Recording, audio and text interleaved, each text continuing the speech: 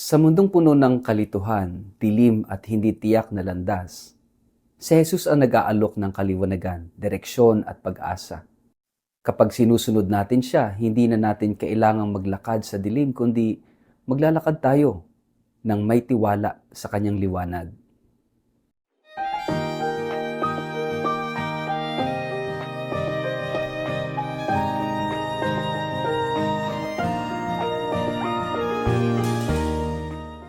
Ang mabuting balita ng Panginoon ayon kay San Juan.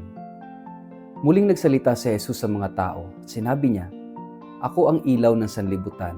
Ang sumusunod sa akin ay magkakaroon ng ilaw sa kanyang buhay at di nalalakad sa kadiliman." Sinabi sa kanya ng mga Pariseo, "Ikaw lang ang nagpapatotoo tungkol sa iyong sarili. Walang katotohanan ang ganyang patotoo." Sumagot si Jesus, "Kung nagpapatotoo man ako tungkol sa aking sarili, totoo ang aking sinasabi. Sapagkat alam ko kung saan ako nanggaling at kung saan ako pupunta. Ngunit hindi ninyo alam ang aking pinanggalingan at ang aking pupuntahan. Humahatol kayo ayon sa mga pamantayan ng tao, ngunit hindi ako humahatol kanino man. At humatol man ako, tama ang aking paghatol, sapagkat hindi ako nag-iisa sa aking paghatol, kundi kasama ko ang Ama na nagsugo sa akin. Nasusulat sa inyong kautusan na dapat tanggapin ang patutuo ng dalawang saksi. Nagpatutuo ako tungkol sa aking sarili at nagpatutuo rin ang Ama na nagsugo sa akin." Siya'y tinanong nila, "Nasaan ang iyong Ama?" Sumagot si Jesus, "Hindi ninyo ako kilala at hindi rin ninyo kilala ang aking Ama. Kung kilala ninyo ako, kilala rin ninyo siya." Ito'y sinabi ni Jesus nang siya'y nagtuturo sa templo sa may lalagyan ng mga alay. Ngunit walang nangahas na humuli sa kanya sapagkat hindi pa dumating ang kanyang takdang oras. Ang mabuting balita ng Panginoon. Word of the day, hear what God has to say.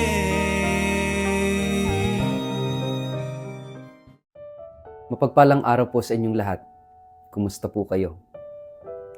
Ang atin pong word of the day ay light, liwanag.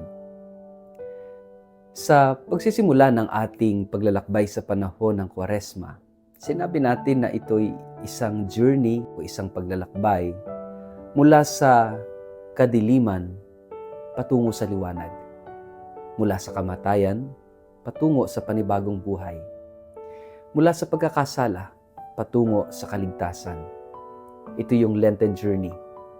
At dadalhin tayo nito sa pagdiriwang sa pagpapakasakit, kamatayan, at muling pagkabuhay ng Panginoon. Tinatawag nating Triduo Paskwa na siyang pinakamataas na pagdiriwang natin at siyang nagdulot ng kaligtasan ng sangkatauhan. Kaya nga ngayong araw na ito, ipinapakilala sa atin ni Jesus ang kanyang sarili bilang liwanag ng sanlibutan. He is the light of the world.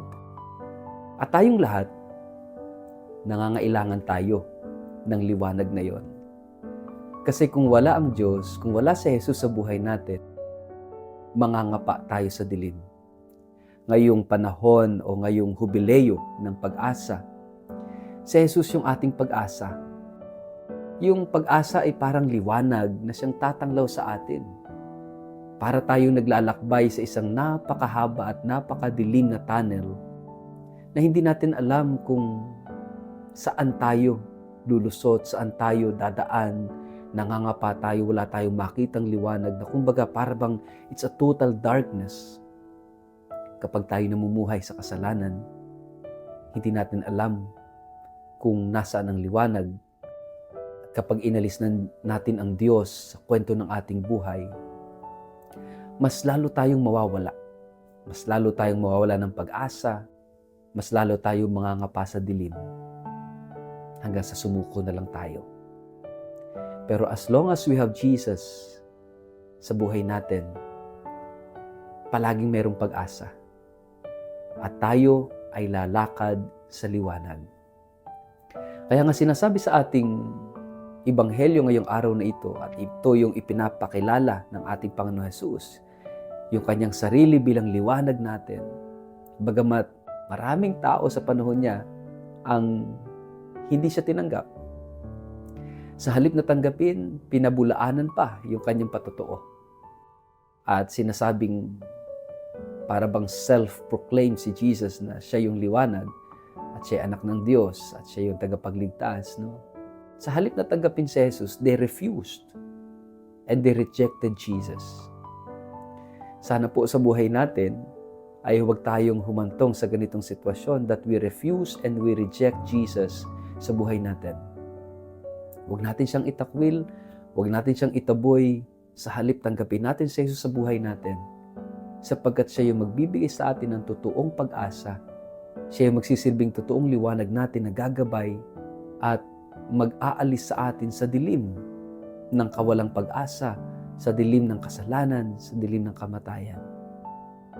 Mga kapatid, always hold on to Jesus. At dadalhin tayo ni Jesus sa dakong maliwanag.